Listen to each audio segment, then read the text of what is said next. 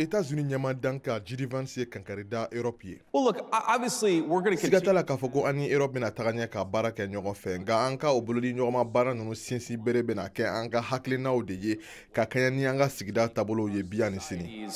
In the right direction. Jiri Vance kan bɔ alamisadon CPAC conservatorw ka lajɛba kɛnɛ kan o politiki hakilina ɲɛmaw ka bɔ diɲɛ fan wɛrɛw fɛ n'a fɔ Argentine, Grande-Bretagne, Pologne ani Hongrie ni Italie olu welelen bɛ kɛnɛ kan. Politiko dɔnbagaw b'u kan bɔ k'a fɔ ko nin ye dan sigitɔ ye États-Unis ka bolodi ɲɔgɔnma baara belebele dɔw la.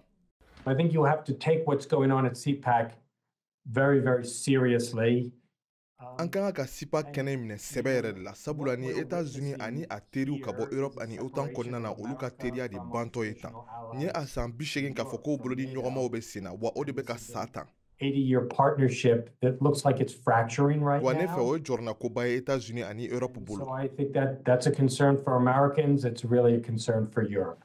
Nga fɔ ɲɔgɔn kɔ tɛ Europe bɛɛ ani Trump ka fanga cɛ. President Trump is right. Trump jodo a ye dan sigi ni kɛlɛ la i n'a fɔ ne ka minisiri ɲɛma yɛrɛ b'a fɔ cogo min na ni kɛlɛ tɛna taa ni an ye yɔrɔ si fatɔya de don maa ba yirikaw de b'a la ka sa ten. Thousands of people are dying.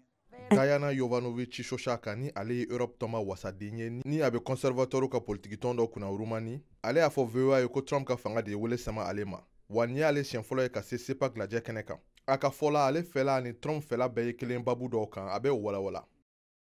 Because I have opinions against European Union. Europe tɔma ka latigɛ dɔ man ne i n'a fɔ OTAN fana ka latigɛ dɔ man ne cogo min na sabula o bɛ kɛlɛfu wuli. Wa COVID-19 bana waati ne tun t'a fɛ mɔgɔw bolo ka ci wa ne tun t'a fɛ nun datugula maski o fana ka don. And because of my statements of liberty and because I was against vaccination COVID and because I was ne bɛ n kanbɔ Urumani tɔgɔ la ale b'i kanbɔ États-Unis tɔgɔ la wa o ye gɛlɛya dɔ lase ne ma sabula o tun t'a fɛ kala ka taa ɲɛ ko hakilina bɛ dankari sariya sunba la. They told me you have unconstitutional opinions so you cannot go to be elected. CPAC lajɛ o ye saranyɛlɛ di Trump ma politiki sira fɛ a ka sarati fɔlɔ a tun ye dantigɛlikan ye wa ɲinan fana sibiri don a ka dantigɛli makɔnɔnen don.